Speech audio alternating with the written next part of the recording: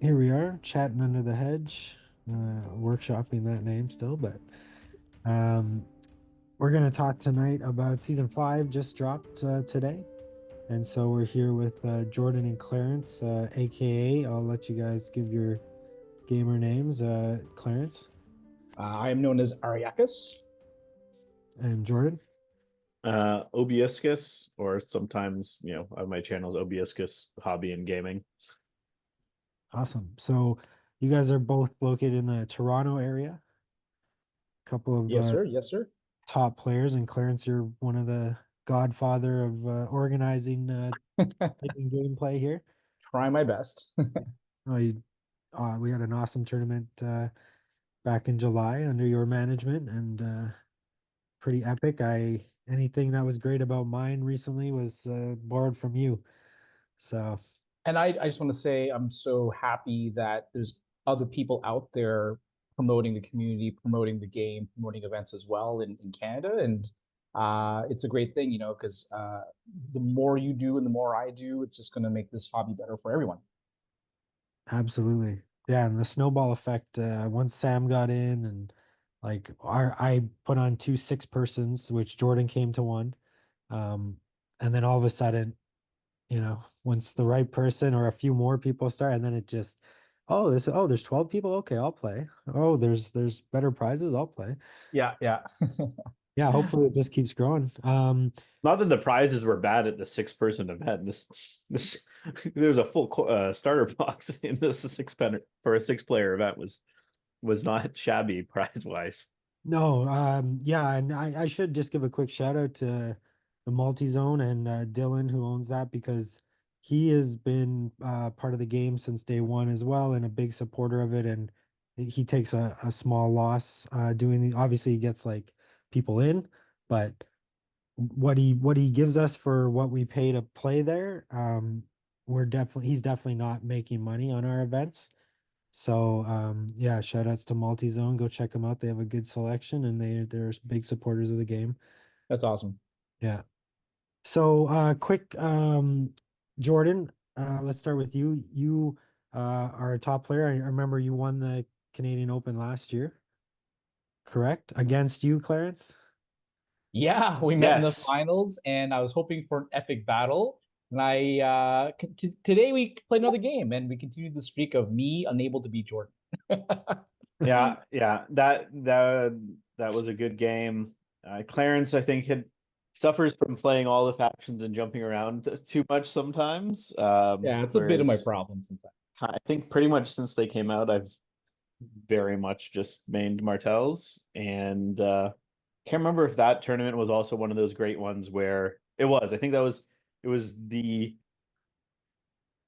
weekend after Golden Company swords came out, Oh yes, that's right. and I had quickly painted up my unit of Golden Company swords in the few days leading up to the event. So, that and Damon and Hero Box 3 from Martell's was brand new at that point. So sometimes you just gotta grab those new things and use them immediately before the tournament and use Yeah, the unknown against people. that clicked very well for you. Yeah. Those swords were everywhere at that Oh tournament. yeah.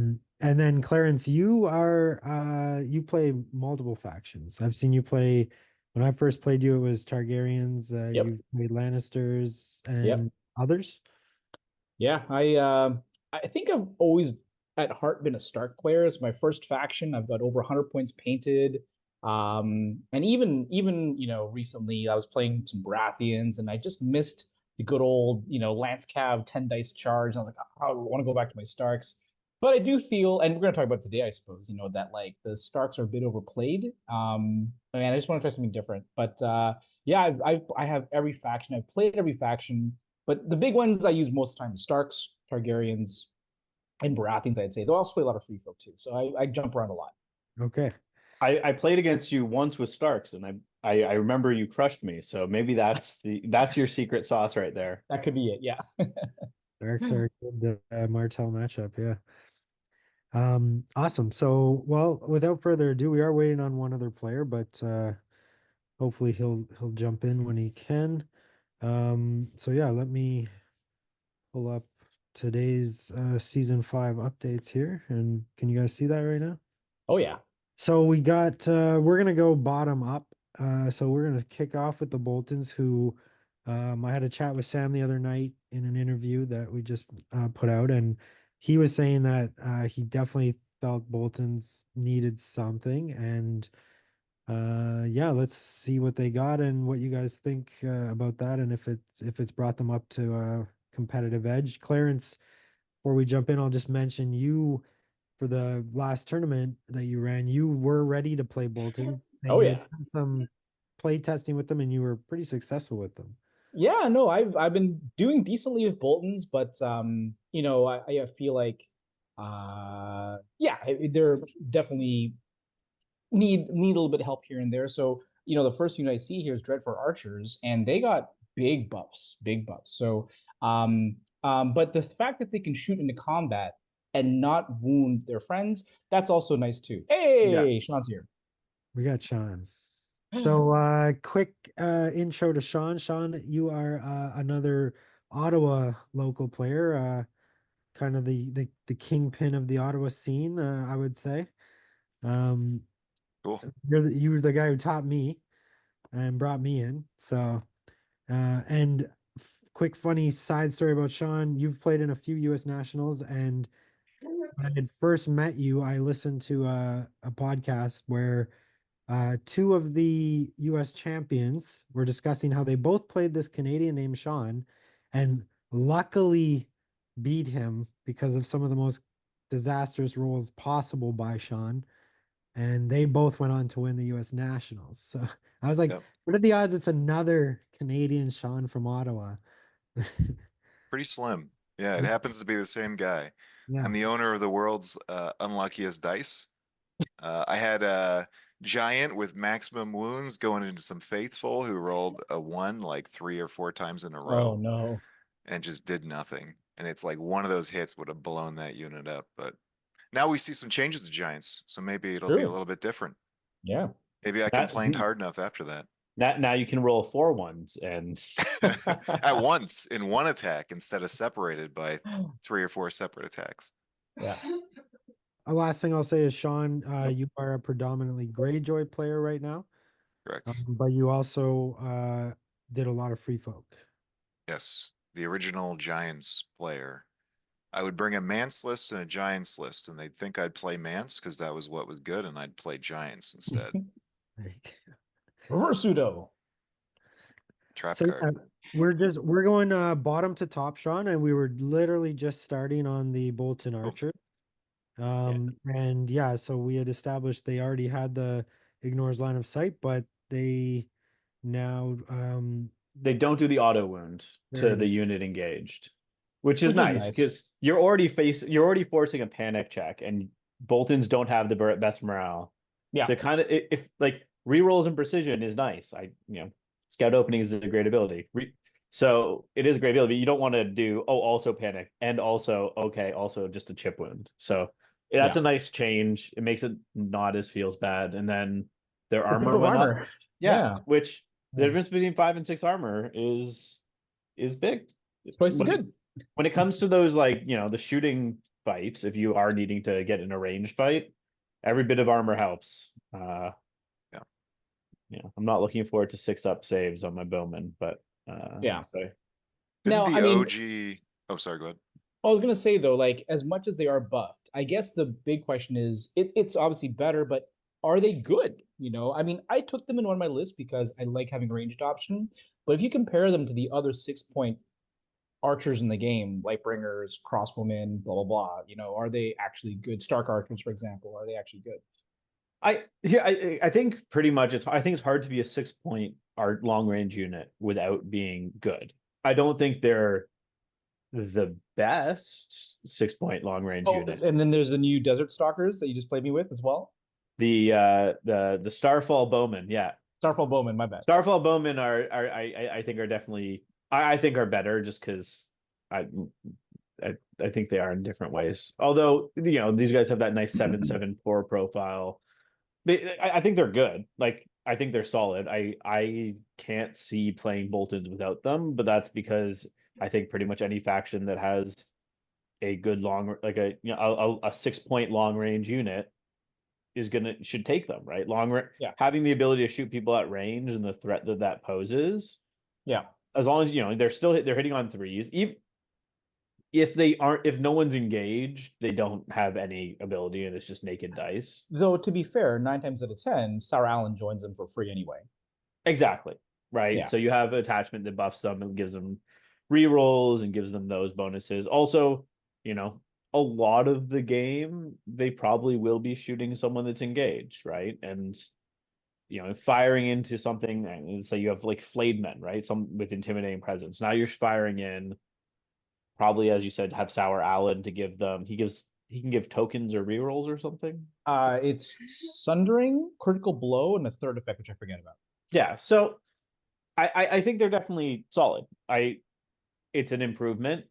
It's not a game-changing improvement that's going to suddenly shoot Boltons up the rankings, but it's nice, and it takes away the feels bad of forcing panic to get your bonuses and also taking a wound.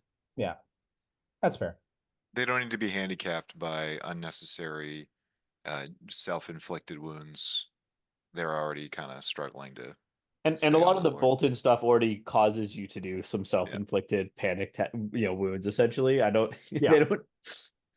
they don't need to be like old Starks that was all about I'm just going to keep hurting myself or being so hurt that then I get bonuses, but also I'm almost dead now, so it doesn't matter anymore. Not worth. The Sour Howland's last thing is to put out a panicked. And token? Yeah. Okay. Yep. Defender becomes panicked, and then I would take these guys over the Stark Archers. Now I think that's better than a weakened if a defender rolls a 1. Yeah, that juicy 5+ armor. Well, and the 5+ armor. Yeah, the 5+ armor is nice. Now there's only 2 6-up armor bowmen. Well, 1 soon to be 2. I think anytime you have a 6-point range unit, you're immediately comparing it to the Stormcore Archers and just seeing like where do they stand. True. And I think they're pretty equal. Like they're close too. I don't know. It's situational.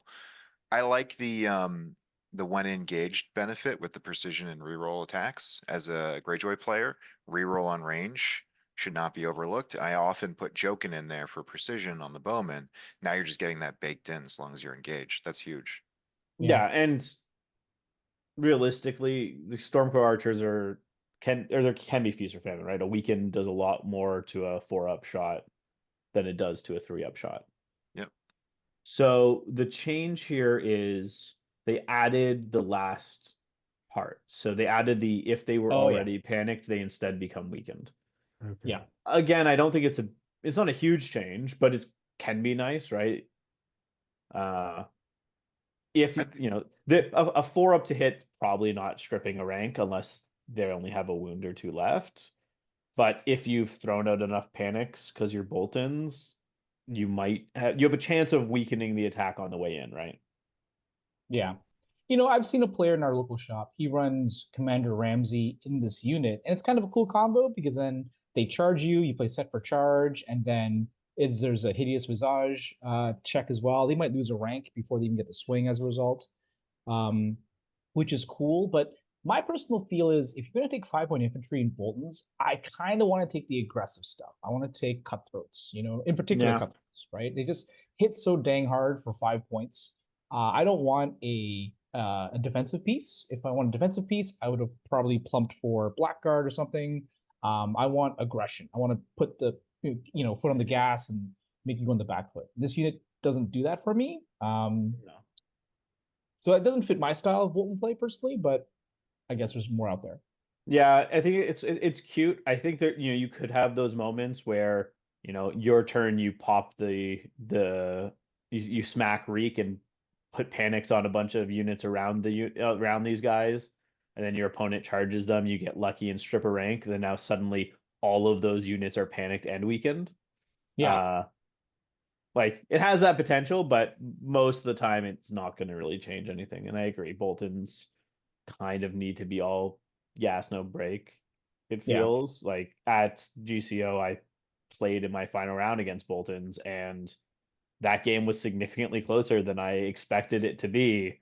And it was because my opponent largely went pretty hard, and units were blowing up left, right, and center on both of our sides. It just, turned out that I got that extra blow up or so. Yeah, I think they suffer from what a lot of 5-point units suffer from, where they're just mid. They're not Yeah. spectacular at what they do, and they're not cheap enough to sort of fill a nice objective or support role. Yeah. Although I do like the utility and the design in like a toolbox flexible text. Something that says like, we already know you're putting out lots of panic, so at least you'll get some value from this ability. Because it feels bad when you're like, oh, I triggered my ability that does absolutely nothing. Because Right. every That's other true. card puts out panic tokens. Yeah. Having a Plus little plus option. Bruce, yeah.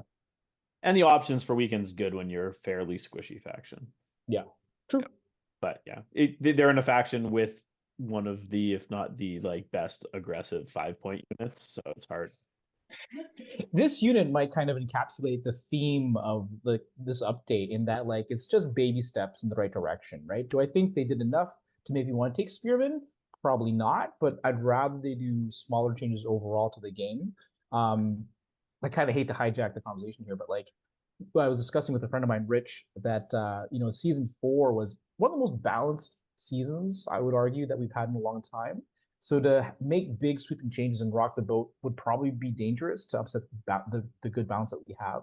So I'm totally cool. Like, even though I don't think they're good enough yet, I think this is a step in the right direction, and maybe 6 months, a year down the road, something else happens that puts them in the right spot. Mm-hmm. Agreed. Yeah, that's very similar to what Sam was saying the other night too. Is that it's super balanced season 4, and we've all seen every faction but Boltons and neutrals like maybe take first at least for a bit on stats, and to do anything too drastic might just ruin it. So Yeah. let's jump up because it's just a couple changes. The Fear Keeps a Man Alive is the same with his neutral version. Yep. And the difference here is the commander part.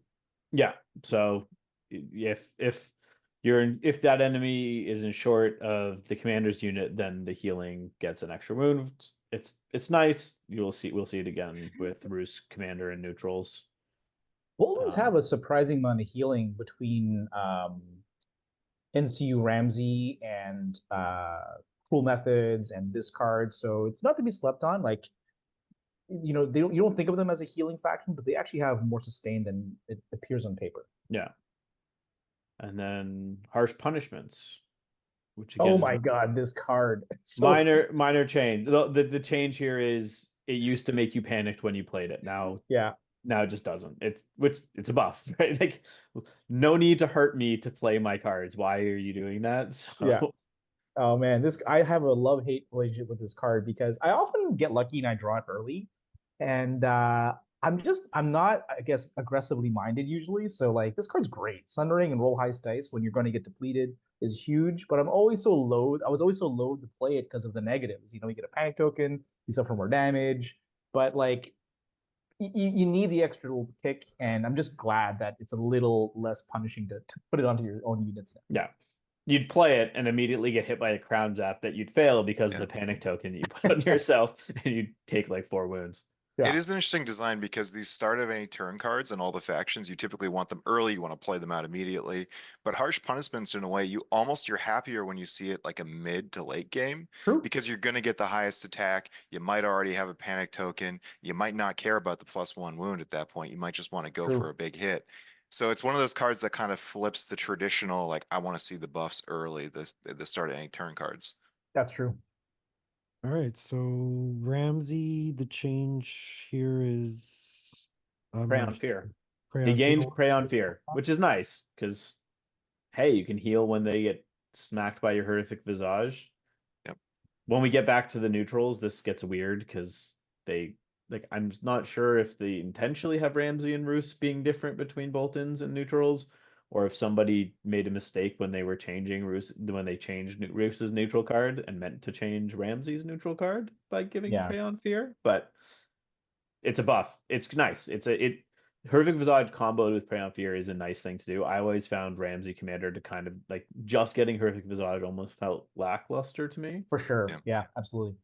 So it's good, thematic. It's Because nice. his attachment version is so baller, right? Like Infinite Presence and like Fuel by Slaughter. Oh yeah. Yeah.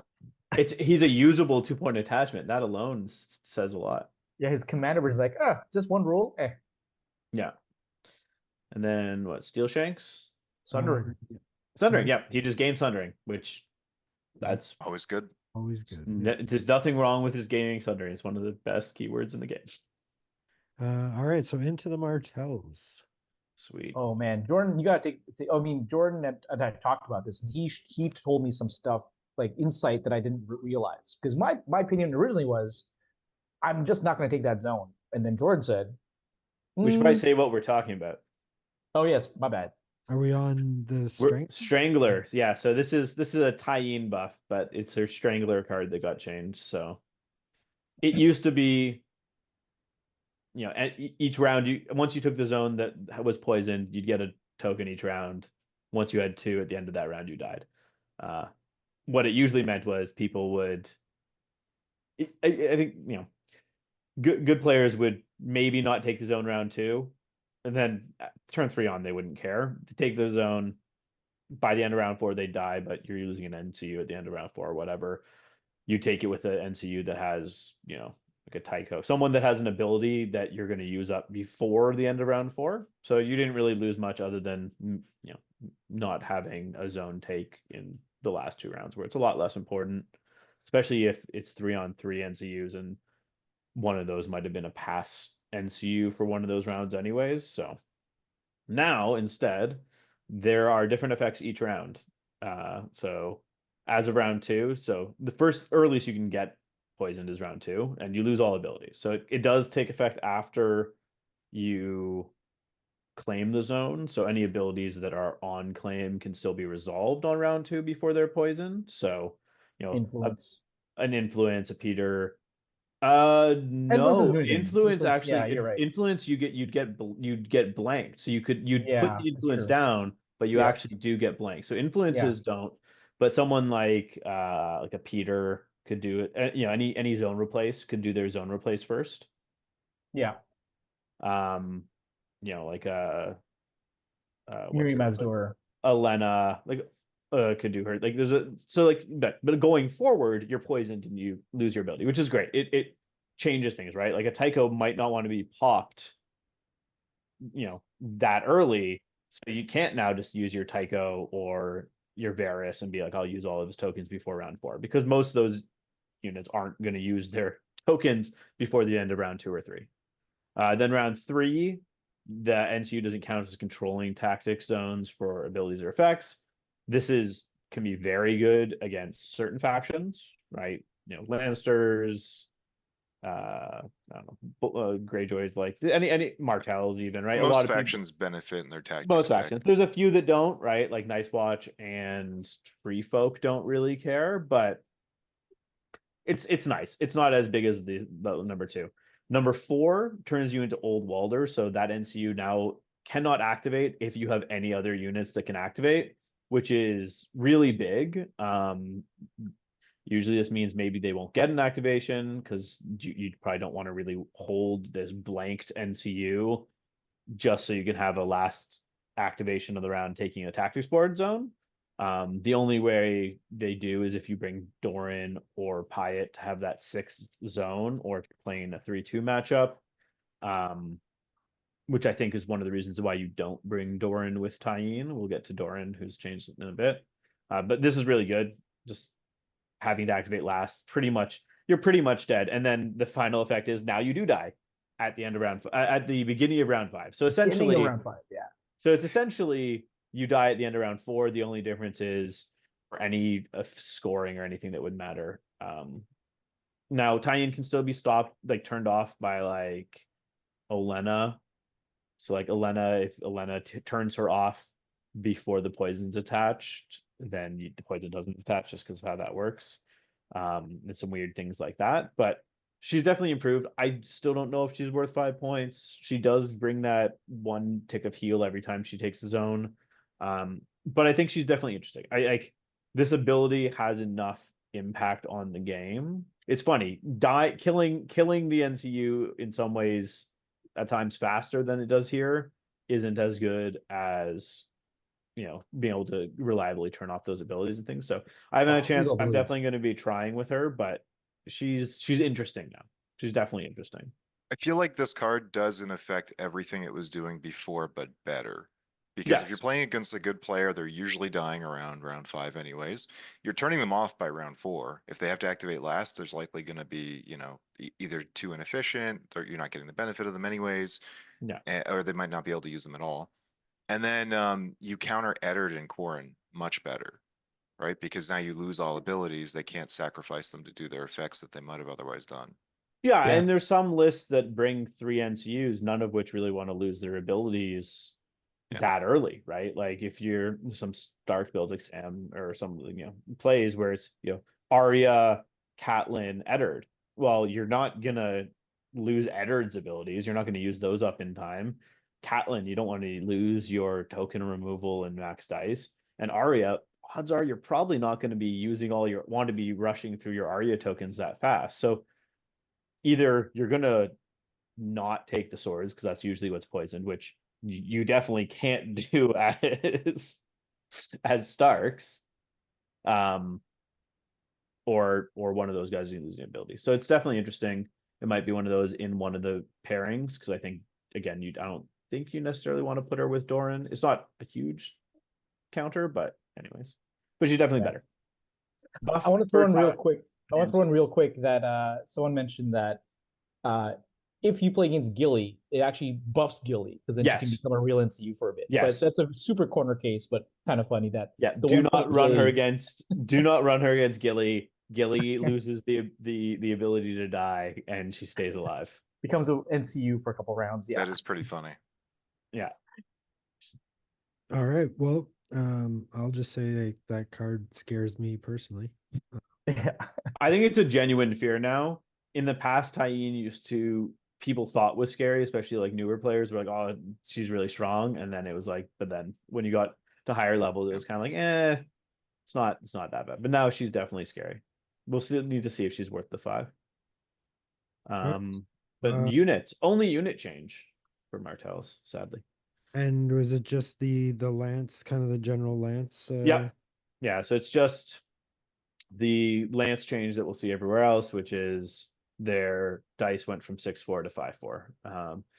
Starfall Knights already were hard to justify in Martells. There was comments about they're the best lance cav in the game, but they aren't supported. They don't, Martells don't support that type of play. In some ways, I think they're actually hit less than other lance cav in some ways, because the main downside here to me with the dice reduction is lance cav really don't grind, and Starfall Knights couldn't grind anyways because they're too fragile. I found Starfall Knights were doing their thing most of the game. They'd be running around, not actually attacking, just scaring the opponent to not let them charge them in the flank or something. So I think they're hit. They're already, I found, hard to justify. They're not terrible. Like, I don't think you need to feel awful bringing them, but you won't see them. I think you'll see them even less than you were before, which is fine. They were kind of hit because other lance cav need to look at. Yeah, and so all lance cav basically lost a dice. And so now the max they're all getting is 9 dice on a charge. Maybe since this is going to be a theme that continues, should we let's have this chat now? What do you guys think about this change to lance cav? Instead of 10 dice sundering, hitting on 3s on the charge, generally now it's 9 dice. Is that enough? Is it too little? What do y'all think about the lance change? I think the big problematic before this, I probably need to drop off before we get to Highgarden and Riders of Highgarden, who I think are the real problematic lance cav now because they're 6 points. The main issues and the main problems with the Tullys and the Nice Castle Rock weren't necessarily the 10 dice, right? Like the 10 dice was big and scary, but it was because of the things that went with them, right? It was the berserker tactics, the recycling berserker tactics with the Starks on top of the Tywin bomb, and the Tywin bomb. The Starks particularly bad because also those units then were like impossible to kill, especially the Tully ones. Once you couldn't, you try to hit them, they'd heal and do plink wounds back at you. Like those were the bigger problems than the raw dice. But this helps bring down the numbers, right? The odds of a one shot are reduced. But for like a Tywin bomb or berserker tactics, one extra, it's like it's the other wounds around it. So I think it's a step in the right direction. I don't know if I want to hit them too much harder. I like that it further pushes them in this idea of Lance Cav do damage if they're charging, but really don't do damage not. Like that's where I think we want Lance Cav. But they didn't touch some of those other scary things, which I think is the problem. And then Higher Garden Riders are Came I out think, stronger. yeah. Even once they fix the wording on them, they're still insane. I think the perfect example of that is the patch High Garden Riders. Nobody was really afraid of them, right? But they had the same principle as all the other lances. That's because they kind of melted. They didn't have the support in their deck. They didn't have the berserker tactics or the scary elements you described. Yeah. The scariest thing they could do was put out 10 dice hitting on threes, right? Like you could play the card to buff them to threes, then putting out 10 dice hitting on threes was fine. Starfall Knights, right? Could do the same thing. All the best they could get really was that, unless you were playing with Reckless Strikes, in which case maybe you hurt yourself with your 10 dice, but also you might have some Criplo, right? Like those two were good units. They were still, you still saw them, and they still had an impact in the game. We're still saying you had to respect, but they weren't the menace that the other ones are. Yeah. The synergies. Yeah. Well, and it's the armor. Just drop their armor, make them less heavy. But you kind of need it for knights. What I've always wanted to see is a ranged benefit to shooting cavalry. Add spear counter to cavalry, and then like a cavalry bonus against infantry. I feel like they should play more with like the traditional, like what is a counter to something. Yeah. Which is what you see in other war games typically. Yeah. Okay, what do we have next? Superior positioning change. Yes. So now they added the if it's your commander, the disorderly is on a they roll a disorderly on a 5 or less, which means essentially unless they roll a 6, they're disorderly, which is very good because it also gives the vulnerable when they roll it. Huge improvement. It's a huge improvement. Like it's not amazing. For Martells, a lot of the time my commander is the unit I find being charged. A lot of this time this won't, causing the disorderly is great. Martells further debuffing. It makes it, I think it's a good card. Like it's not, it used to be kind of useless and terrible. It's still like not the best card because anytime there's luck involved, Right. I'd already coming around to this card being occasionally useful. Like I'm not going to hold it either way, but it's definitely better. And like realistically, between this and Sand Diplomacy being buffed last patch, Martell deck doesn't really have any bad cards now, right? They're all at least decent to good. There's no bad cards in the deck, which is nice. Yeah. Maybe it's because I've played you so much over the years, over the seasons, I guess, that I used to think this card was terrible also. Like, 50-50 chance it does nothing. And, you always remember the bad beats where, like, you're playing Martells and they always roll a 4+. But I've played you enough where I'm playing Starks and I need to play my Berserker Tactics and I roll that 3. And now, I'm just relying on naked attacks, essentially, right? No rerolls even. Yeah. And it makes a huge difference. So, like, I actually thought the card was decent before. Not great. Even our game today, right? Oh, yeah. We played a game earlier today because Drogo had, he failed the charge. He would have failed to charge either way, but he was vulnerable. Later in that game, that vulnerable cost him 6 wounds.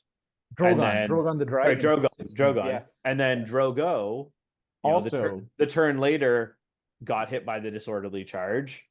Yep. And because of it was vulnerable. And then because of it, he essentially died from a set for charge. Yeah. So Martell's combos. The bottom part didn't even kick in. I just didn't roll the disorderly, and the vulnerable was very significant. I feel like this really helps temper some of the more aggressive decks that might try to just overrun the Martell, right? Like Greyjoy, Stark, Targaryen. They're all going to want to play their hyper aggressive on attack cards. Yeah. This can help almost guarantee it. 1 out of 6. Yeah, on the commander. And if you're turning off their cards and you still get all your Martell shenanigan cards in response, it blunts it. Yeah. Attachments, because this was the attachment update, right? Even though attachments weren't really touched that much at all.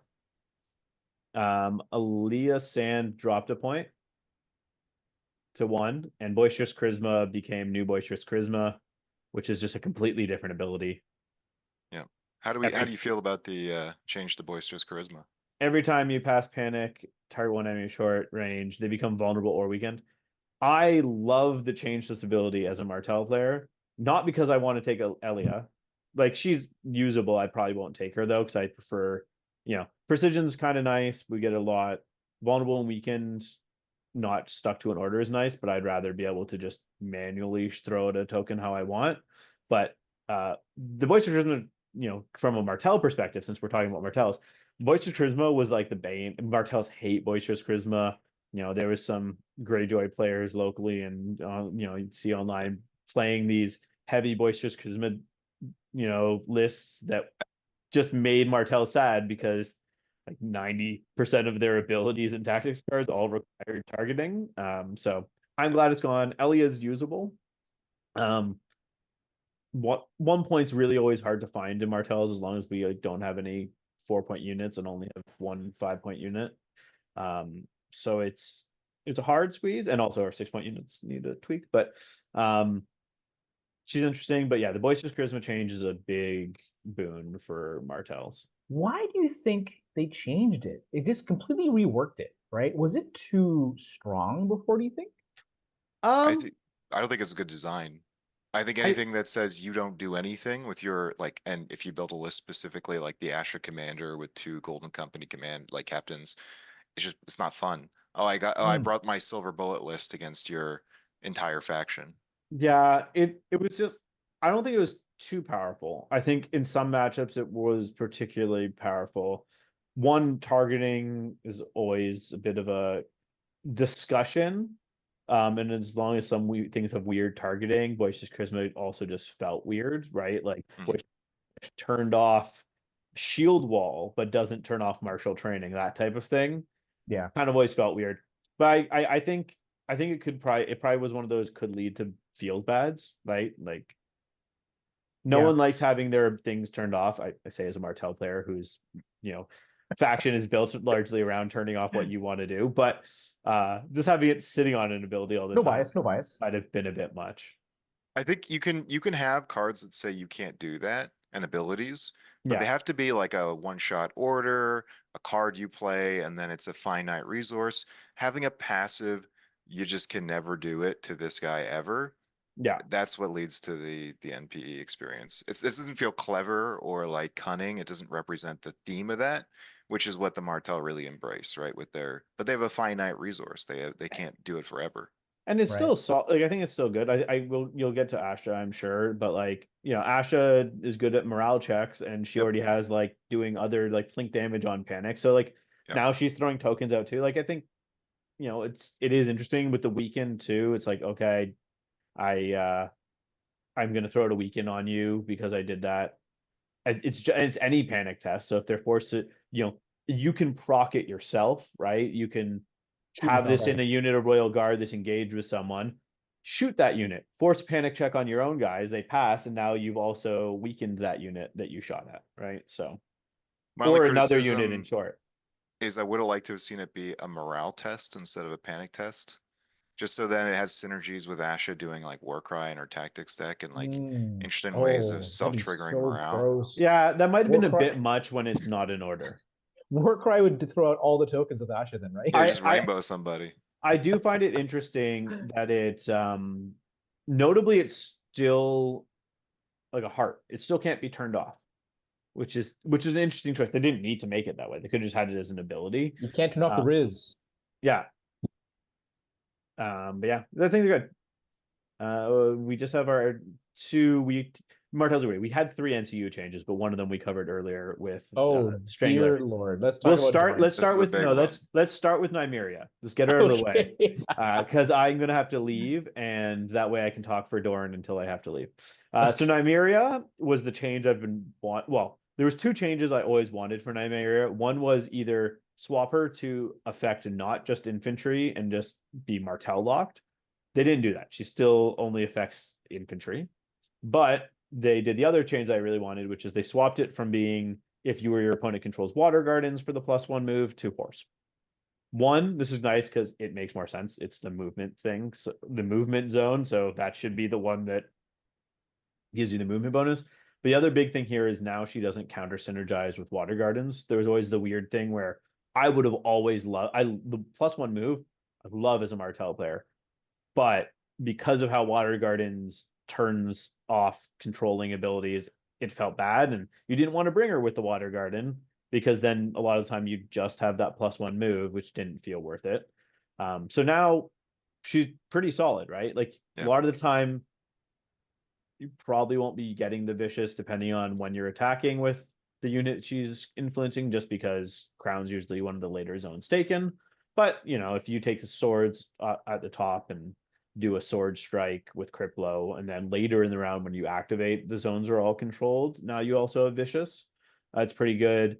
The idea of 8 move skirmishers with a high hermitage sentinel is nasty to me. That is insane. Pivoting in marching 16, especially when you have things like cunning ploy. If you can pivot in March 16, get into a flank, or honestly, you could march past units and get in their rear. And then later in the round, you know, skirmishers don't always like charging, but against a weakened enemy, I'm completely fine charging you in the rear with Criplo and Vicious, giving out a panicked and a weakened, right? Like, And scout openings. And scout openings, yeah. Or if you get cheeky and it's a weakened unit, you hope you can kill with the ambush and crit blow and vicious, and then surge forth into the scout openings shot. But I think she's interesting. She's not crazy. She's definitely not making all your lists, but she's a usable. I think she's a better than she used to be. I think more so than the size of the change would indicate, because I think the ability to get all 3 abilities and not needing to worry about the Water Gardens counter synergy really opens her up. Yeah, it's good. Martell NCUs needed some love, and 3 of them did, and those were the 3 that needed some love. Over in needing a bit of a backwards nerf, de-nerf, but aside, she's good. Just way more playable. Also, they removed the capital B from critical blow for some reason. I don't know who their copy editor is. There's so many like little grammatical typos and errors. You mean like mother of cards? What is she mother of? We don't know. There's a Greyjoy card later on where it's like after select, or no, it's the FREEFOK. It's for the We'll see that later on. Okay, but before I have to go, Doran Martell completely changed. He is not at all the same person. He still brings Water Gardens, but he no longer does any VP scoring, which is nice. They seem to have largely got rid of all the free VP. I think he's a lot more interesting now. Is he pure strength wise? Probably, maybe not, just because free VP is free VP. But yeah, so now what he does, every time he takes a zone, he gets an order token. If he claims the Water Garden, he gets 2 order tokens. And it's important to note that he gains these before resolving the zone. And that matters because then the next and the bulk of his card, which is when Doran claims Water Gardens, you may replace the zone effect. So that's your opponent needing to use a combat or not using an NCU for their next activation. You still get the passive claiming ability of your opponent doesn't control zones. But when he does, he can replace it. He may remove up to 4 order tokens from his card. For each token that is removed, he gets to choose one of the following. He can restore up to 2 wounds. He can remove a condition token. He can draw a card. He can place any condition token. He can have a friendly unit pivot and then shift 2 inches. Or he can deal 1 wound to an enemy combat unit, which is so many options. So one thing was worth noting, right? When he claims Water Garden, it's the only time he can replace. He always will gain 2 tokens. So anytime he's resolving, he's getting at least 2 of these effects. And then any round where he's not claiming Water Garden, he's building up tokens for the next time he does. This is a very versatile ability that can really open up some crazy plays. One, chip wounds can really make a big thing in the game. Martells already know this with Roynish Vengeance, like those little chip wounds. When that's activated, Clarence will tell you in our game today, Doran actually got 2 kills. He killed in his first outing with this new thing. He finished off 2 units himself with his ability. But really, there's some interesting, like, just basic plays and openings, right? Your opponent, first turn, you're going second. The opponent, the normal play is, they take envelope, give you a token, draw cards. Well, Martells love getting cards. Doran can go take the Water Garden. Now he can draw a card, which Martells getting cards in Martells is huge because Martells like going through their deck. And then either he can remove that token they just got, or if your opponent's not doesn't have another way of giving you tokens and you have Ilaria, you can give your opponent a token and then just know that Ilaria will remove that token later. Later turns, later turns, you'll probably have another, maybe you'll have 3, maybe you will have 4 tokens on Doran. And it's in those later turns that these other abilities matter, right? Like early on, a lot of the 6 don't really matter, but later in the game, a lot of them do. The ability to pivot and shift too is huge, right? In my game today, that let me just, my archers that were holding a dragon's egg from Dance, they were dealing with one threat. That threat was gone. In a normal course, the horse was gone. They would have had to spend their activation to turn around to actually, do what they wanted in following turns. No, Doran just took the Water Garden, killed the dragon, spun the archers around so they didn't have to shoot and kill the dragon, and then removed their weekend. So I think he's very versatile. I think he's a lot to remember and think about for both players, right? Like playing as Doran to really get his value, you really need to think about it. It is like a tricky game in terms of thinking about which zones you're taking on the tactics board and when, right? There is this kind of feeling of pressure of, well, you want to make sure you're taking the Water Gardens with him frequently enough that you're not just like loading up on tokens and your opponent can block him. Some like Lannisters can pretty much shut him down, but Martell's NCU suite's good enough that if he's turned off a few times, it's not the end of the world, and then he'll get a later game big token dump. But he's good, and then if you're playing against him, trying to keep all of the things in mind, right? Like that spinning shift, right? Like Varys is great. I love Varys. That 3-inch shift is huge for getting guys into better position. Being able to actually, the pivot is huge, right? Like this game is all about making sure you're facing the right way, getting out of people's line of sight a lot of the time. Spinning around and shifting too is very handy. Yep. And healing. And the chip damage can't be overrated or understated how amazing it is. As a Greyjoy player, my units are usually living on the edge, within 1 or 2 wounds of being alive or not. What is dead puts them on literally 1 wound. But just as quickly, like if you don't finish the deal, I might just play a card that restores, 6 wounds and they're right back up and I pop an effect and all of a sudden they're full ranks again. So being able to do those chip wounds, like anybody who saw the reign of hidden traps in the previous season knows the value of chip wounds. See you, Jordan. Bye. Do you think 4 points is still fair for it? Too early to say. He is very strong. I know that Sam, probably the top-rated Canadian player right now, thinks he might be auto-include, which is always a dangerous sign. I think prior to this patch, what do you think, Sean? Do you think Ilaria was auto-include or like taken all the time? Yeah, I think so. And you tend to get that in every faction. There's one NCU who kind of outshines everyone, outstripes them all. And I think at 4, you could even almost say, obviously we'll see how it plays. But I think 5 might have even been justified. Just because this effect is going to happen every second turn. That's true. You can't block it every time. And it's a big toolbox of abilities, which are just so handy. So I think it's very strong.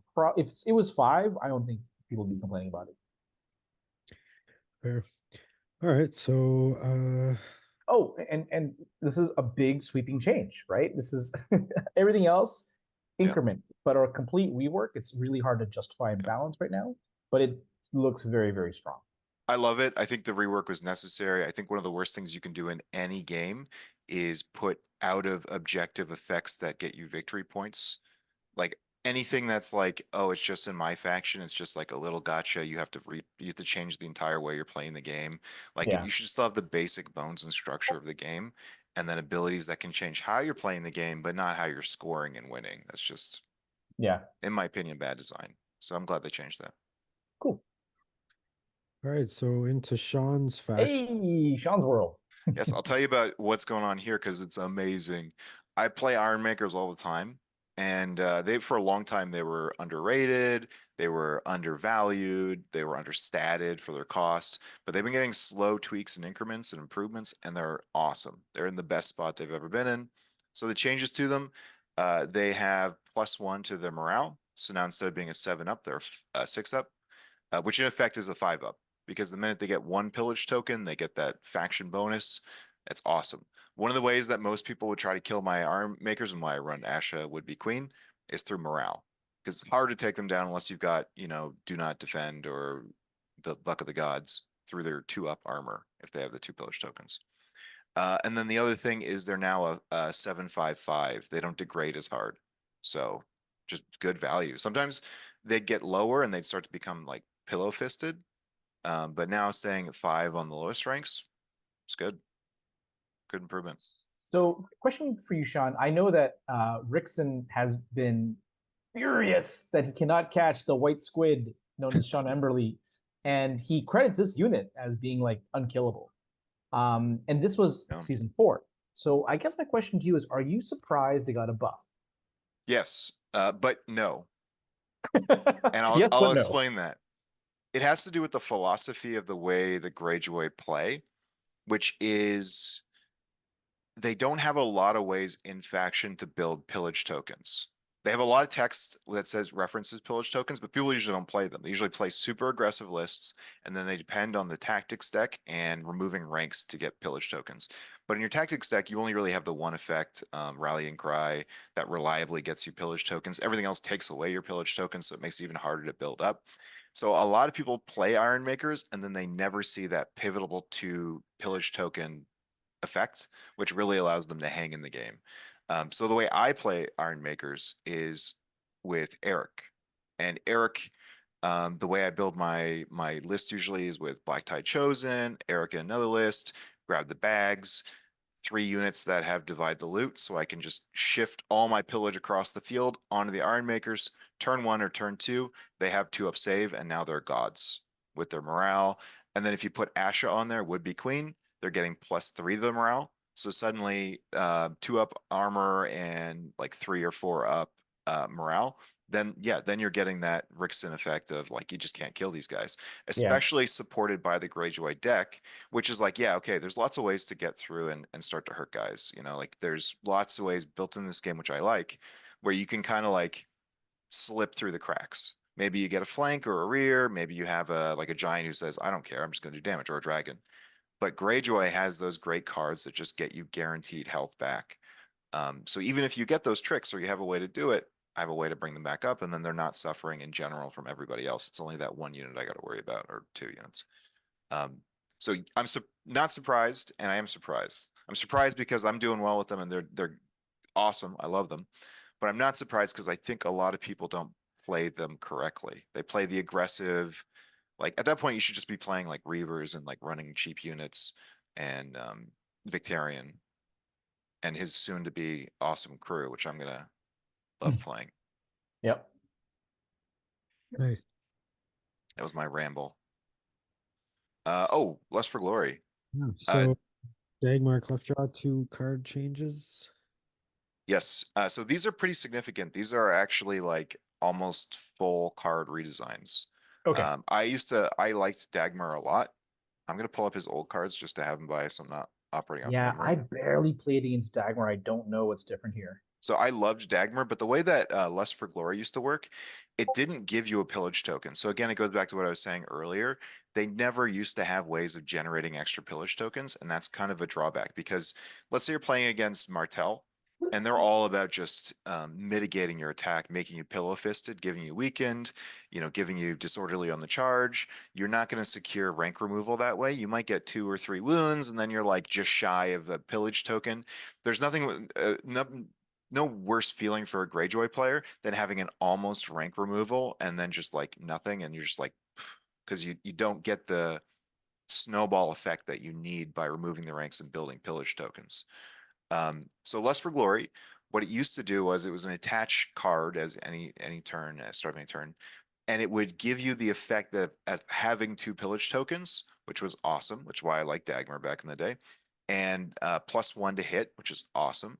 But the downside is it's -1 to your defense dice, and it would go away at the end of the round. So it was a temporary effect. Now you're getting automatically 1 pillage, so you're getting towards the goal of having 2 pillage anyways, for real, and you can use them, and it interacts with all the other effects that use pillage tokens. So that's awesome. And you also still get the +1 to hit and the -1.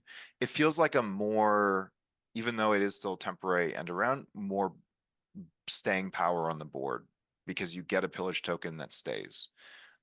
Is it a better change? I'd say it's kind of breaks even a little bit. I liked having the 2 pillage tokens for like early game when you get that like early charge off where you don't have any pillage whatsoever. But I think this is better now, like late game when you're just like looking to secure that extra pillage token, or when maybe you had one from a rally cry or something. So it's like pretty side upgrade with more permanence in the game. It's my rambly answer. No, makes sense, right? So like I said, it's different. It's not a burst of pillage. It's a real pillage for the whole game. Hopefully. Yep. Yeah. And then Iron Envy is a new card entirely. It So replaced Coordination Tactics. yeah. So that's a little sad because Coordination Tactics in Greyjoy was a lot of fun. There was I was a lot gonna of say. little, there was a lot of little cheeky things you could do, and then sharing their pillage effects amongst them. And Dagmar was the only source of Coordination Tactics. So losing that sucks. But this card's cool. I like what this card's doing. I like that it's doing basically what Dagmar has become is he's the new gang up guy. You're going to see him played in more aggressive lists with the low cost units. Victarion will be like the elite aggressive unit with especially with his new crew coming out. You'll see him with Newt, you'll see him with the 2 Iron Victory crew, Silence Men, like more expensive units. Dagmar, you might see him with a group of Drowned Men, some Reavers, all the cheap units, all the chaff. In this card, I guess I'll describe it for the listeners if they're not watching.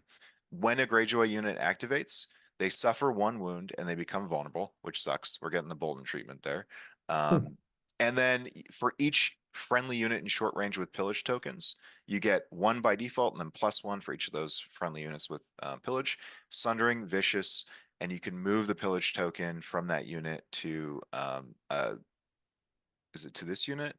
Yeah, on this unit. So you always want to kind of like, especially with like share the loot, you want to do like a passing the torch towards the forward unit as they make their attack to get the extra attack dice. So you can basically read that as get +1 attack die if you coordinate it properly.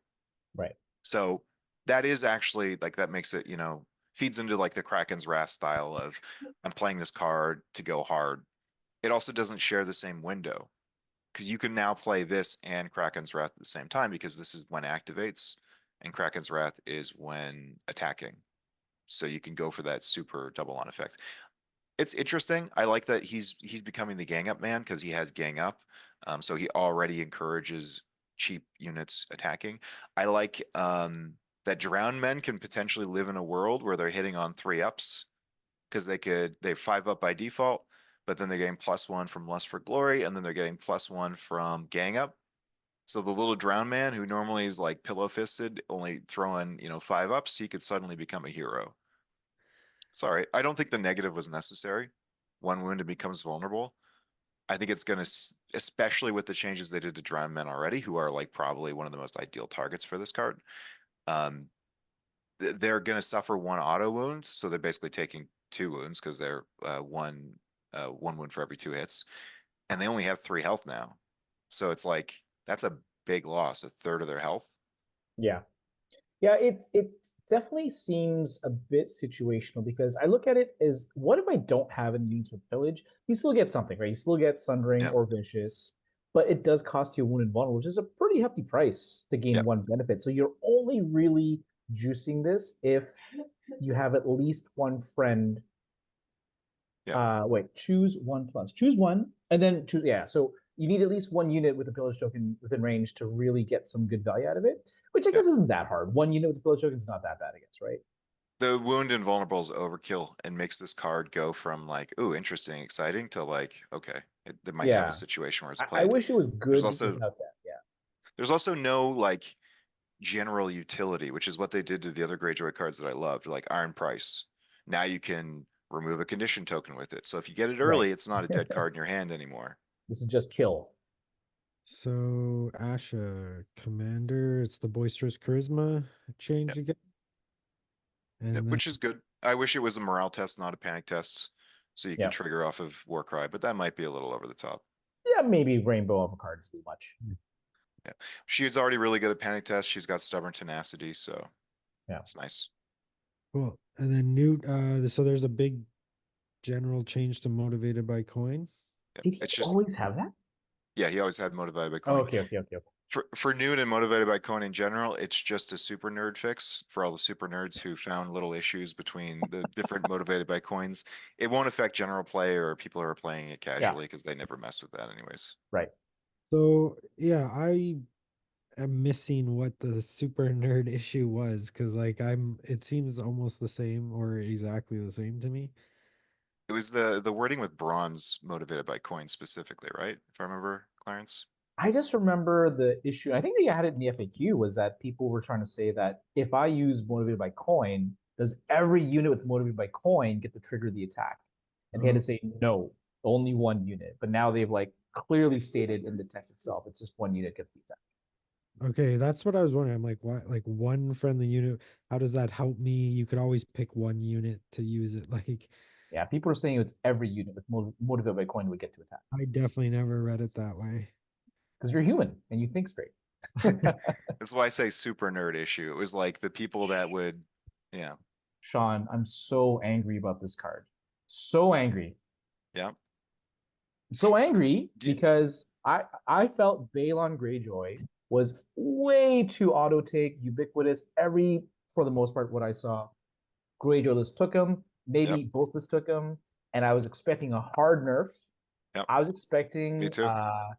that when the unit got respawned, they would count as activate. Maybe that was just me wishlisting, right? That's what I was saying too. Same thing. I had a list of like 4 different tweaks they could make that I thought would be fair, but they'd be harsh. This was half of one of the effects I described. I was like, they should start with no pillage tokens and also this. But they just stopped at that. They heard the first half and they're like, perfect, fixed, send it. He's still auto include, and it means that Commander Balin's not going to see play, which is unfortunate because he's a cool unit. He's pretty cool. Yeah, he's got potential if this card doesn't exist, but this card kind of like King makes him. This card is so good. It's the best version of him, even without the pillage tokens. And I did like coming back with the pillage tokens. Obviously, there's so many benefits to that. You come in, you got the +1 attack die, you got the morale, you turn on their effects. So now the Silence Men are double sundering in the rear. So, you know, hey, you had 2 up armor, doesn't matter. You know, I'm coming at you with your -4.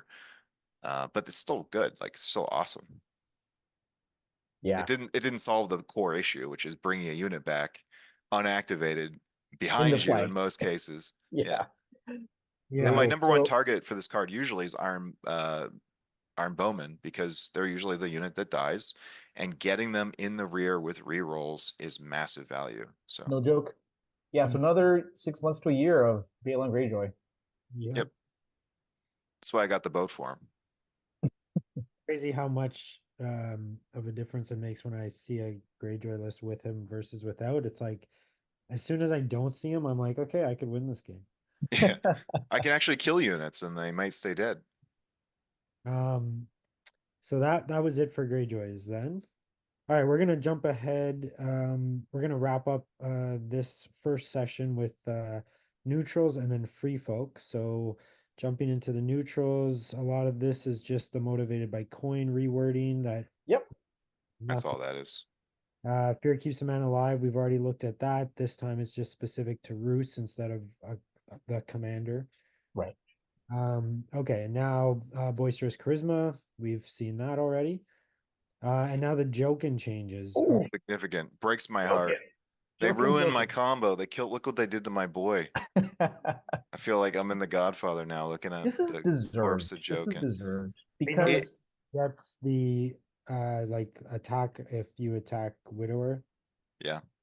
So Oh, yeah. Widower still has it, but Jokin does not have Widower's Protector anymore, which was the main.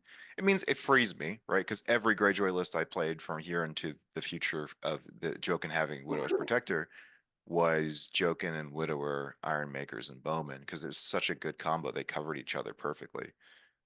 So now I have options. Yeah, I've tried it a number of times as well with Starks and neutrals, and Widower never gets the free attack. So No, it's less valuable. I mean, it's good. I've threatened it. I've gotten value out of it. But Jokin getting the free shots. Some games I was shooting 3 or 4 times in the first round before my opponent could even get anywhere near me. Just like, you know, swords and shooting and moving the iron makers up into range for my opponent to shoot at. It was crazy valuable. I Yeah. remember at the GCO, every round there must have been someone shouting, "Hey Clarence, you'll never guess how many my units died because of precision iron bowman. I just Oh lost 6 guys yeah. here." Like, it's happening left and right. Was that what happened between you and Kyle, like round one? I just Yeah, walked over and his Iron Makers were like half dead, like right away. I just eviscerated them with 6s on the precision free attacks. Yeah, that was pretty brutal. And like, it's no joke on Iron Bow Bowman, who can reroll the hit if they're in the right position, right? That Yep. really, really adds up. And then you're in this terrible loop of like, oh, I want to attack, but I don't want to get shot again. Yep, fishing for 6s, and especially if you bring them back from the dead behind. So now you're attacking Iron Makers in the front, and the bowmen are shooting you in the rear. Like, that's not a good situation. so And yeah, I think the whole protector text is kind of bad design because it's not an order. It's a passive text, so it's always Oh yeah. happening. People don't understand how that interaction works. I think you have a system with orders. Why don't you use them? Abilities Yeah. that you're using, they should just be orders. Yeah. Anyways, that's a fair point. All right, so that's the main thing there. Why do they show both cards? Was there something else changed on No, one? because this is the commander version, and it's got a huge change because we yep, used to have Overwatch. Oh, that's yep. right. No longer Massive nerf. lost Overwatch. All right. It's like an insanely big nerf, but I think it's deserved on Jokin Commander. Just wish they left my boy NCU Jokin alone, but that's all right. It was understandable. Yeah, Attachment. I've got a big beef with old Stormcrow Captain Commander Jokin because, you know, when you bring a commander to the table, they bring essentially 4 rules, right? They bring their commander card, they bring their 3 tactics cards, and a good commander of those 4 things has like maybe 3 good rules. And I would argue that Jokin Stormcrow Captain brought 5 good things to the table because his commander card was good. He had 3 versatile and useful tactics cards, and then he brought the Widower just for free for funsies, Right. you know. And the Widower is so good. Rich would put him into Poor Fellows and get value because the auto hits on a 4-point unit is huge. He would put them in Lancer Guardsmen, and just getting like Sunring on crap attacks for 5 points was no joke either. Like, of course, people put them in real units and got great value too, but the fact that he was free, 5 good rules for a commander. So I'm glad they Yep. toned one down. And arguably, it's not even that bad because good players didn't often get into Overwatch, get shot by Overwatch. It would control space. No, it's still useful. Getting flat precision might be a side grade. You know, when you're talking about Stormcrow archers who can reroll the hit and fish for 6s. So I'm glad they toned him down, but is it enough? I don't know. Yep. I'd argue that his card might look bare. But that's because you're not looking at the Widower's card, which comes with him. That's the Yeah. other half of his commander text.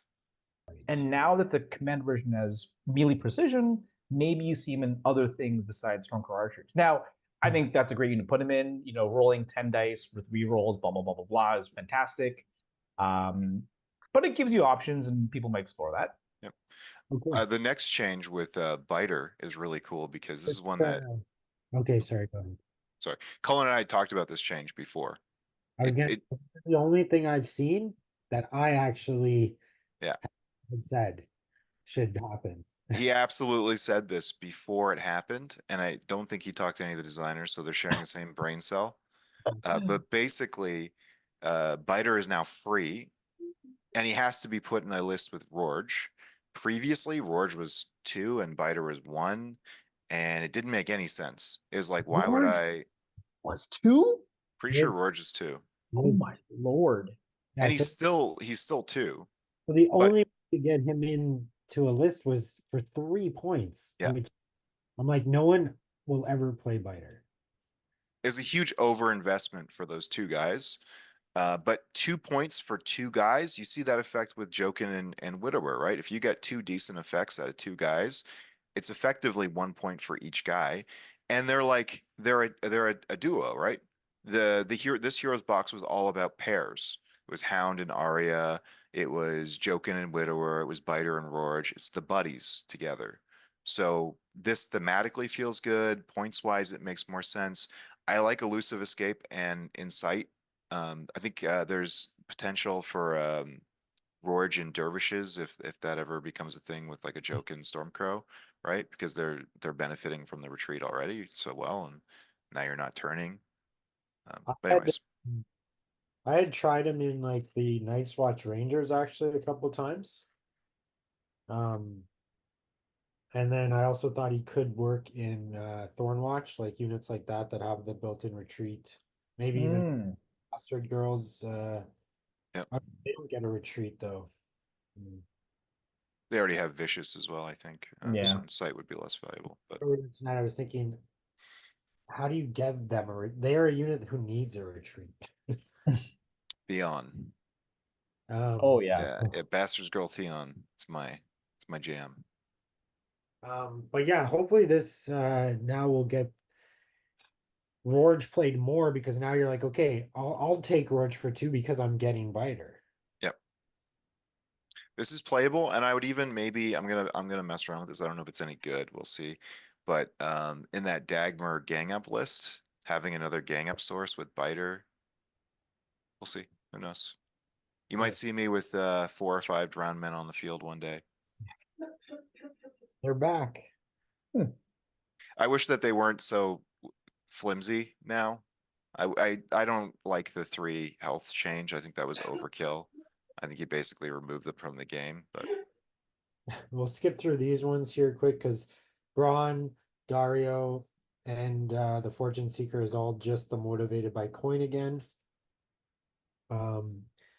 Roos, so there was some possibly an error. if this is a mistake from the Ramsey, right? Yeah. This is probably supposed to be Ramsey.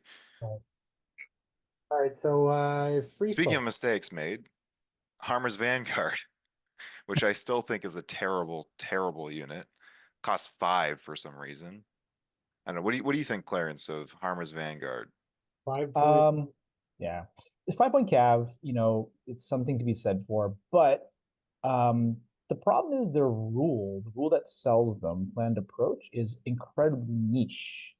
It can have it's kind of like Boisterous Charisma, actually, right? It's kind of like Boisterous Charisma, old Boisterous Charisma on a stick.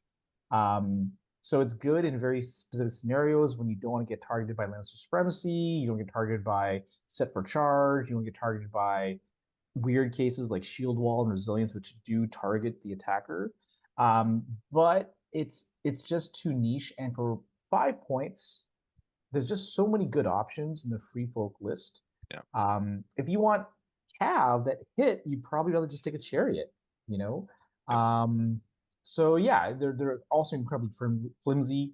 They don't hit very hard, and their rule again is just too niche to be useful. They took away the penalty. The penalty was your unit had to charge, which is nice. So it's definitely a slight buff, but it's again doesn't provide the enough utility. It provides some utility, but not enough to be generally useful, I think.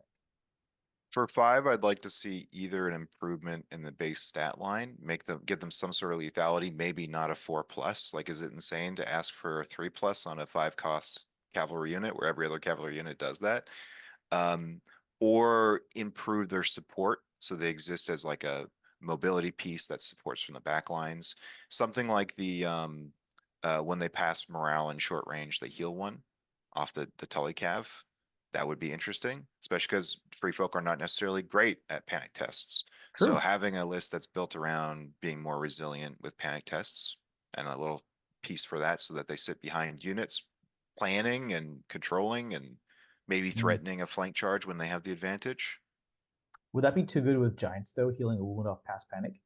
You could do like infantry only or That's true. That's cavalry true. only. Yeah, that would be awesome. We could fix that. Yeah, so not enough utility yet. Still too squishy. Yep. Not playable. All right. Giants. Fine. Oh, I this is love a this giant big, change. big change. This is close to my heart because I've complained so much about Furious Swings and Giants. Giants became unplayable at a certain point after Mag came out 1/1 spear throwers. Like you might play one, but like the OG Savage Giant just didn't have enough bang for its buck and could backfire too much. Like you have to get wounds on them. So there's cards you can play to get 2 wounds. But a smart opponent will just tar pit you and not actually attack you and not give you the ability to do anything. And it was too swingy. Ironic because it's called a swing. Um, but I like this so much better. This is closer to the mag style. Yeah, mag style of attack and Varamir. Like an in between those two, right? Mag has the you don't defend when you're hit, and Varamir has the I get more attack dice for the more wounds I have. Yeah. Yeah. I love it. So did they have the charge becomes panic rule before? I don't think they did, right? Successfully charged becomes panic? No, I don't think so. So that's even fueling vicious, Yeah. doing more wounds. Now, I do agree with Sean in a lot of ways because the big problem for me with Giants was that one dice, right? There's no rerolls outside of charges. Oh, I guess you could play Overwhelming Assault, but you never would. Yeah. Right. So Sten, they purposely changed, or Styre, sorry, they purposely changed it so it was infantry and didn't work with Giants anymore. That was like a season 2. You could play Styre on Giants. right. Yeah. So when you rolled a 1, it was a super feels bad moment. And that's why you see things like dragons get to roll 2 dice, so it almost never happens that they miss, right? So Yeah. this makes them more consistent. It does mean weaken is probably a bigger problem for them, but it just makes them never completely miss, I guess, which is nice. Yeah. There's less, oh, you just happen to get that 1 out of 6, 3 or 4 times in a row. Now you lose to Luke at Gen Con, and Luke wins the whole tournament in the final cut. Right. It'll never happen to anyone else ever again. Do you Oh, care sorry, that that wasn't Luke. That was, sorry. Brett? That was Brett. Brett Yeah, was the Giants. Do you care that these are now hits that can be blocked by shield wall and stuff versus the wounds that they were before? That's a good question. It does change that. Not as much. Like, your capacity for like the damage you can deal is so much higher that I actually like that people's abilities aren't completely negated. Like dragons can feel a little not fun at times. Oh yeah, for sure. Right? Yeah. Anything that just says you're getting wounded no matter what, like that's the issue with Lash Out and things like that. Just I play this card and you take a chunk of wounds no matter Berserker what. tactics, yeah. Yeah, and Berserker Tactics. So like I like that there's more interaction with the ability, even if it's not as strong. You do have a higher damage potential though. Spoken like a true game designer. So hidden traps was a general change to the amount of hits you take. It's not +1 anymore. Yep. So am I right, Sean? It used to be this. They buffed it to 1 extra hit, and then they buffed it back down to just 1 per rank. Yep. They changed it and then they went, oh no, we went too far. We went too far. People taking 3-4 traps in the list. I played against Connie at the recent tournament that Cullen hosted, the largest tournament in Canada, and his list. Oh, sorry, go ahead. I was gonna say, Clarence, I was making that claim thinking that we had dropouts at yours, but did we have 28 playing? We did, and we didn't have any drops. But Oh, that doesn't make your claim wrong. 28 is the largest. it's tied for largest. Tied the largest. But I didn't want to say anything because like I'm happy that you hit 28, and if you had hit 29 or 30, that's a good thing. That's a great thing. And I really wish I could have made it, except my weekend got swamped, unfortunately. I was gonna say it's suspicious that you couldn't come, and you would have made the difference for 29. That's right. I would have brought a crew if I could have. Instead, I sent some prize support instead in my Indu. Absolutely, and we appreciated that. It went over well. And we actually, again, we had 28 play. We had 32 sign up, but 4 did have to drop out. So all of us are in general on the right path here in Canada towards bigger and more. Bigger, better events. Yeah. So, and yeah, hopefully we can even start to get some of our North USA players even crossing the border for some of our events soon. That'd be awesome. I was Yeah. gonna say with so with that tournament, my opponent Connie, he played 3 hidden traps in his free folk.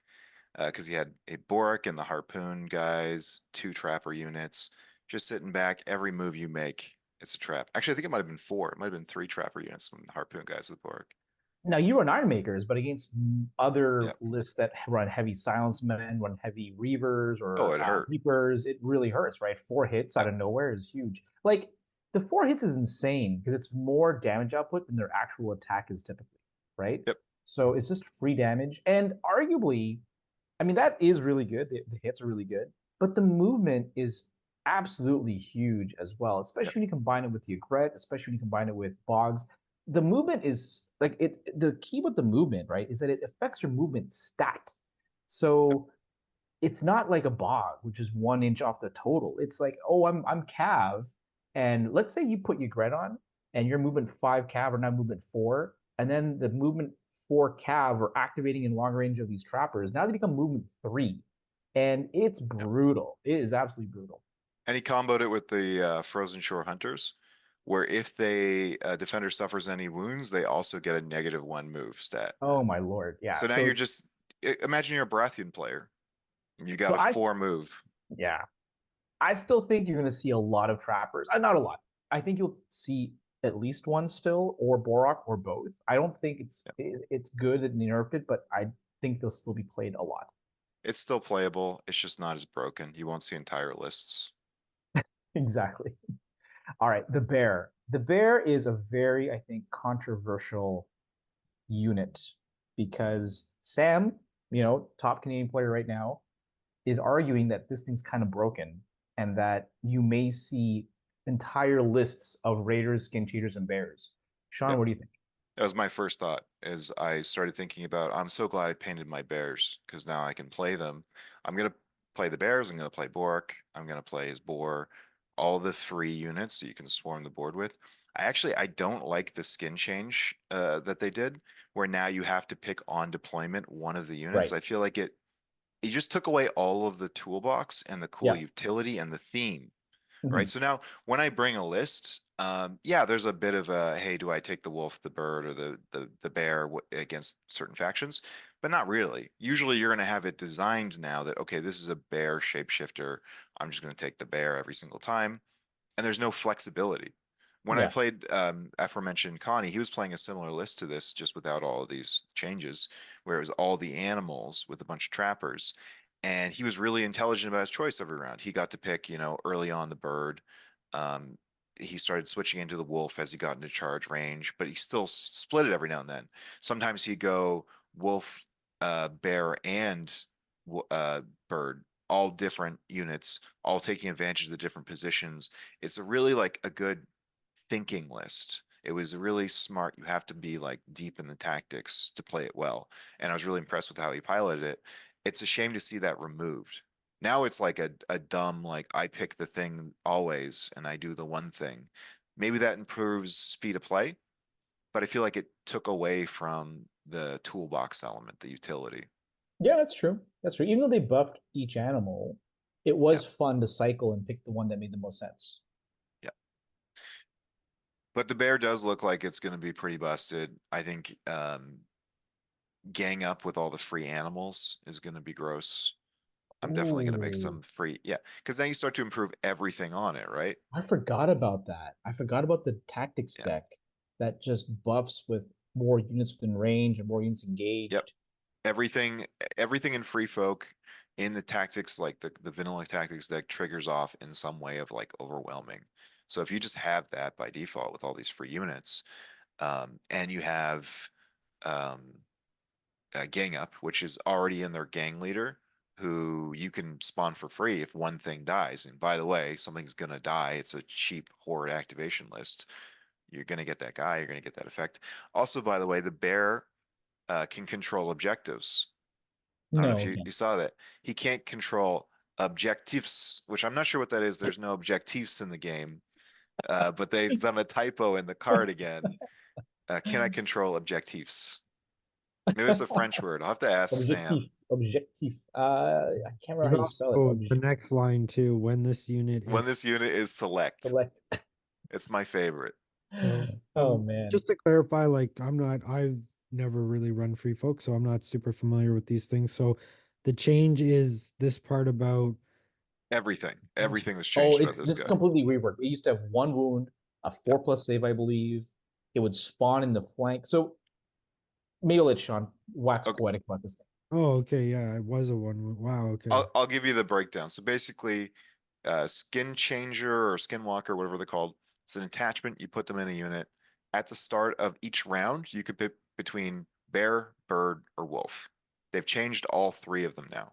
But the thing that they've changed that's most significant, not only they removed stalwart, which was the +2 morale, which was really good on them. I actually like that change. I think it's good. They also reduced their Yes. cost from 2 to 1. Yeah. I think those are good changes. However, now when the unit is deployed, you select 1 animal, and he only has the 1 animal. Previously, you would pick at the start of the round between the 3 animals, which gave you that flexibility. Wolves would help you with charging an opponent. Birds would give you mobility. And bears would give you a free attack as a 1 health little guy who did a little bit of damage, maybe Right. auto wounds that were like minimal. But now he's hitting pretty hard. You're getting -1 to your defense dice while he's just engaged with you. He's existing on the board right away, and he is activating in addition to your unit with the skin changer. So you're getting a So double activation effect. not only is he giving -1, but he's also sundering. Sundering. So it's effectively -2. Hitting on 3s.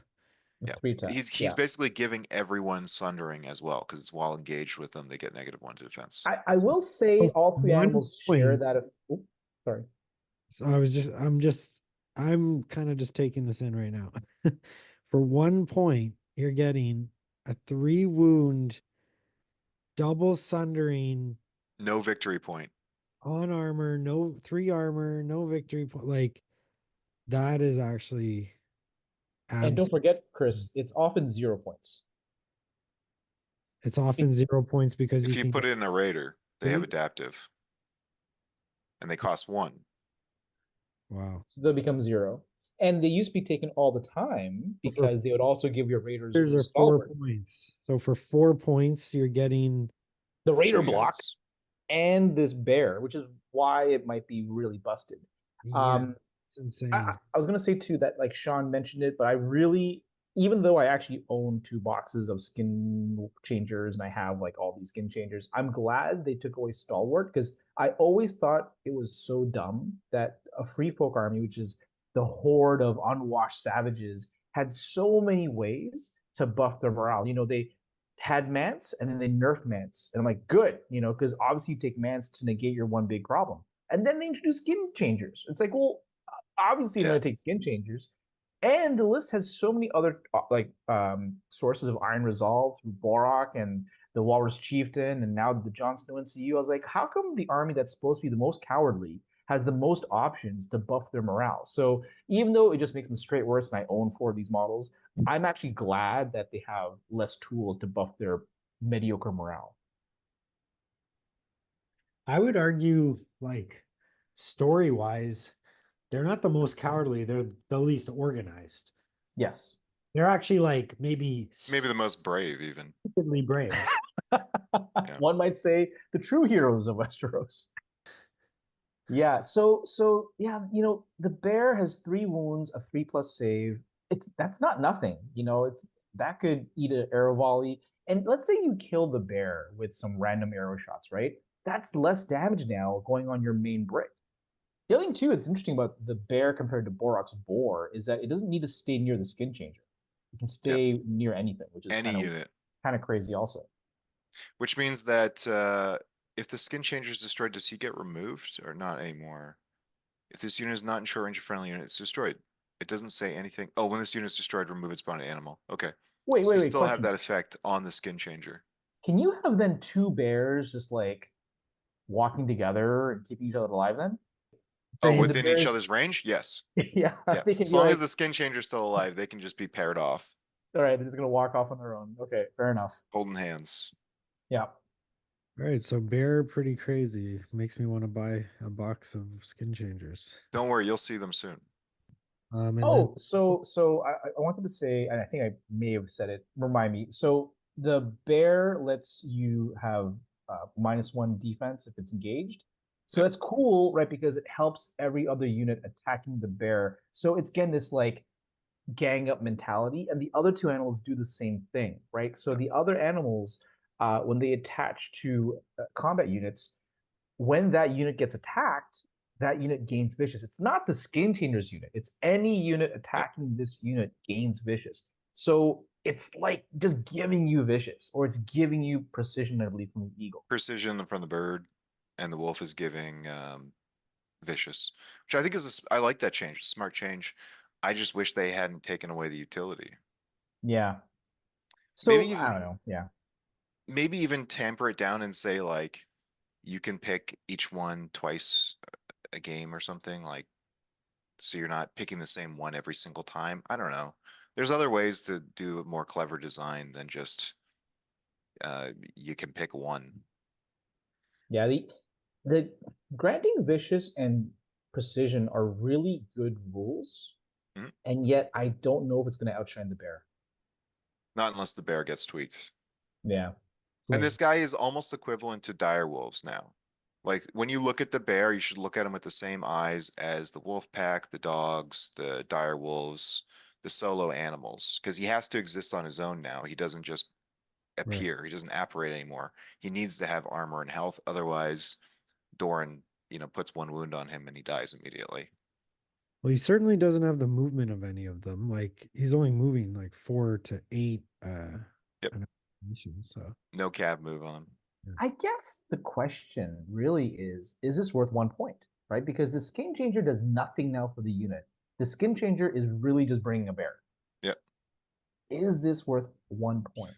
If you're playing with the gang up gimmick and you're leaning into the activation, not even activation advantage, but like unit advantage, then I'd say yeah. Actually, it's not even 1 point. It's usually 0 points. So it's amazing. In a raider.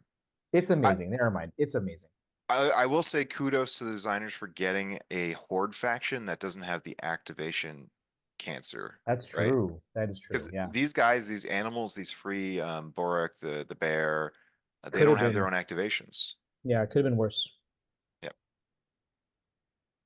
But there is a strength to double activating, right? Oh, If I yeah. charge you with the raiders in the front, and then I charge, or rather the other way around, right? Bear first, give you the sunring effect. Then I go in with the raiders. I'm hitting you twice back to back. You're getting double panic and wound. I think like Borak, you have to activate the unit first, and then the bear. We shall see now. We look at Borak. yeah, so Borak obviously has traps, still got stalwart. still got that. But Still the good. big advantage with Borak, of course, is he brings the bear. Mance is down there as well with the change. Yeah. The So boar. Yeah. he doesn't really specify any of his skin changer stuff on his card though. It's on the boar. It's all on the board. Yeah. Okay. And where's The board's not here. He's not changed. The board's the same. Okay. Yep. Okay, so yeah, let's just pump out these guys and then we can jump to the tactics cards. So Jarl is, I guess he was given outflank and he now ignores attachment limits, or was that? Yeah, so that's new. The attachment limit is new. And I think Outflank got reworded a little bit so that it's clear that you can only put down one. The wording is exactly the same. Oh, is it I really? think, Okay. yeah. The Okay. change here is he ignores the attachment limits. Okay. I don't like outflank in any way. So for me, it's kind of it's slightly better because now you're not sacrificing an attachment on your unit to get this benefit. So that's good, I guess. I mean, what are some combos? What would you put in Outflank with another unit attachment? It's a good question. What would be spicy? I mean, Skin Changer? Can you put a Skin Changer in Outflank? You You could, could because it ignores the attachment limits. but I'm saying but with the bear. With the bear would deploy when you deploy the other unit, I think. Okay. But would Yeah, he so maybe, deploy with him in flank, or would he deploy at the deployment line? yeah, I guess I don't know. We'd have to look at the wording of the bear. So maybe not a skin changer. Not sure what else. Oh, what about your commander? Like, oh, what about Harma? Oh, Harma in Harma? the flank? Hmm. I don't know. Maybe Spearwives, Oh yeah. with their, you know, range attack in the rear, then charge, set up the vulnerable. If you get like elusive on them with an attachment, Mhm. that could be interesting in the back.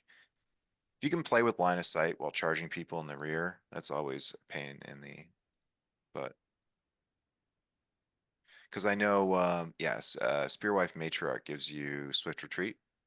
So I like putting that on the Spearwives. So you can do the range shot, charge, retreat immediately, like a baby version of the Theon combo. Yeah. The only issue is I could never find a way to combo that with elusive retreat in FREEFOK, which Right. is what I really want to do. I Right. really want to get away and then have you not turn to look at me.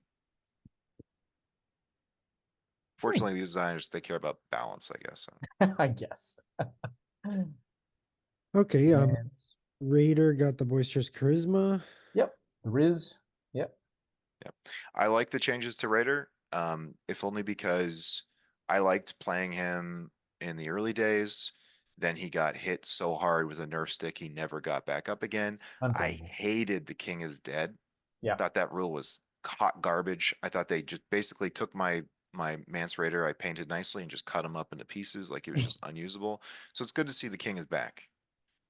He's not quite as busted as he was, but he's good. Okay, so the last thing is 3 tactics cards got changed. Mhm. One from the basic deck. Regroup and reform. Start of a friendly turn. Target 2 friendly infantry units in long range of each other. Remove up to 4 models from one of these units. Restore that many wounds to the other. You may then move 1 attachment from one of these units to the other, replacing 1 model as usual and keeping the usual attachment restrictions, or switch 2 friendly attachments in those units. Yeah. So they changed all of regroup and reform. They changed the wording of the top part, and I think it's pretty much the same though, because like I don't remember it being that much different. Target 2 enemies, remove up to 4 from 1.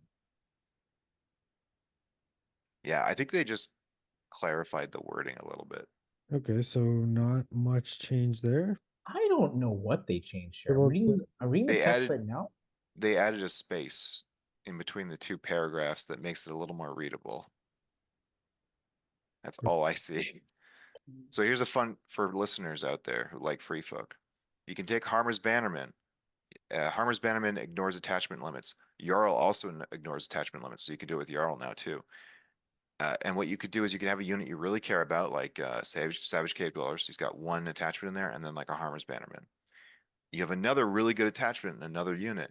You play this card, and you purposely just switch the 2. So you switch the Harmer's Bannerman, who's kind of crap, or the Jarl, who's kind of crap, with a really good attachment. Now your really strong unit has 2 really strong attachments in it. And you could do some really gross combos with that. Nice. I think I found the one word that's different here. It's in the second paragraph. The old text was replacing 1 model as normal, and now it's replacing 1 model as usual. Oh, very important. That's all I can see. I really can't tell the difference. How do you define usual versus normal? What's the significance? I really don't know. Yeah, that's a weird one. I think they That's a just weird one. they added the space and they changed the wording to slightly be more consistent, I guess. I Because they guess. never say normal anywhere. And they previously said keeping usual attachment restrictions. So now they just decided to like the word usual more than the word normal. Normal is too cash, I guess. Normal has too many implications. What is normal, really? That's fair. Okay, so Mag the Mighty, his Enrage card. Sean, you want to jump on this one? Yep. So now they've changed it so that in addition, so it always used to work this way where you at the start of a monster's activation, that unit suffers 2 wounds, which was always beneficial to like Varamir and the Giants because they get stronger as they hurt themselves. So it's a downside, but not really. It's usually to your benefit. And it used to just say that until the end of the turn, the unit can reroll their attack dice and defenders become panicked. Now it's saying you can reroll any attack dice and defenders become panicked and weakened. So just a extra token being thrown out makes a very okay to mid to sometimes unplayable card have a little more functionality. I like it. It's a buff. Weaken's a great. I mean, all the tokens are useful. Weaken's super strong. Weaken It's probably the is best. arguably the best, right? It's reverse healing in a lot of ways, so it's very, very good. Weaken is my favorite, and FREEFOK doesn't have as many ways to put out weaken tokens. So True. this is a nice little add. All right, and the last one is Bitter Demise Steer. Yeah. So Yeah, jump. So it's a necessary change, you know. So Bitter Demise is replacing Final Strike, and amongst a lot of competitive players, Star is kind of the go-to FREEFOK commander because he does fill in a lot of gaps and provides extra chip damage. So as a commander, he just gives his own unit Iron Resolve, makes him harder to panic, and he gives him Lannister Supremacy. Sorry, Fen Supremacy, right? So you don't want to shoot them or attack them. If you do, you just might take a bunch of damage. He had Final Strike, which is another source of extra hits, and his one card, Steer's Vengeance, wasn't very good. And then he had another card. He had what's his other card? Then Defiance. Then Defiance, Auto Pass Panic, right? Which is really good too. So they toned him down a little bit by changing Final Strike to this, because Final Strike just dealt hits back for the most part. Yep. Now you get to make an attack using your highest dice value, and if it's Steer's unit that dies, you can also reroll attack dice, which is okay, but I would argue way worse than Final Strike was once upon a time. What was really gross about Final Strike is that Styre's often in your hardest hitting unit. Styre goes in, he charges, he does a lot of damage. You swing back, oh, guess what? Actually, Final Strike, either you're at the point of dead or you're dead. It's like such a hard hitting combo and a feel bad moment. I don't like Lash Out, I don't like Final Strike, I don't like Berserker Tactics. So I like that's removed, even though I like Styre, and I think he's probably even after this change, probably one of the top, if not the top, FREEFOK commander. Yeah, it's a change in the right direction. Yeah. And this is an interesting effect. It's almost like a mini mag, because what mag does is when he dies, he gets that free attack, Chieftain's Fury. Now you're getting that, but you're getting it potentially on your Bear Cav if they die at the highest rank, because it also includes cavalry. Chris, how does this differ from Final Strike? Not Final Strike, Last Stand. Isn't this just Last Stand? I know why it's a different name. Oh, The activation is different to prevent giants from doing this. Oh, It's nice. clamped down to infantry and cavalry. This would be real nice if you had a couple of giants or mag. Mag does double swing chieftains and then he does Bitter Demise. That's smart. Yeah, I was gonna say it looks so similar to Last Stand, but yeah, you're right. That makes a lot of sense. The designers are very careful with FREEFOK cards when it comes to what unit it affects, which is why we saw Craster become infantry only, even though I think that's the worst change in the world, just because it was so powerful with giants. Yeah, true. Nice catch. Just to wrap up, Sean, we just went over your two main factions. Do you think it's still Greyjoys all the way, or are you going to jump back into some FREEFOK now with any of these changes? I'm going to play some FREEFOK. I particularly like when they create new thematic carve-outs for playstyles. Like when Giants came out, when Mag came out, I immediately jumped into that because I love the idea of just playing like a Giants only list. So now it looks like they're really leaning into supporting like the pets and the animals, and I saw Connie play something similar to that before this is even changed, and I thought that's really cool. I like that. I want to try that out for myself. So I'll spice it up. I'll do both. You'll probably see a lot of Drowned Men Horde lists as I start to tinker with that and see if it's any good. You'll definitely see some animal lists. And for you, Clarence, you play a bit of everything. Out of the ones we looked at tonight, is there anything jumping out for you? Yeah, so funnily enough, the thing that jumped out to me the most was Mother of Dragons for Targaryens. When we hit them, we're going to talk about the several buffs that she got, which might be unhealthy for the game, honestly, because Mother of Dragons is already such a skew, like, you know, ability check. Do you have the tools to kill dragons or not? And to make her even stronger, I think is really, really, you know, polarizing. Yeah, but ironically, I lost both my games today. One with Mother Dragons and the other was with Double Dragons. So maybe they're okay, but we'll see. Would you say they're playing with fire? Definitely. Exactly. All right, well, we'll get to them in part 2. And guys, thanks for joining and giving all your awesome insights. I loved listening to you guys talk about this stuff, and I hope so do other people out there. So hopefully Thanks for having us. Yeah, Thank you. for being on, and hopefully we'll get you back on part 2. Cool. All right. If you enjoy this content, please take a moment to like and subscribe. May the old gods and the new smile on you. Good gaming.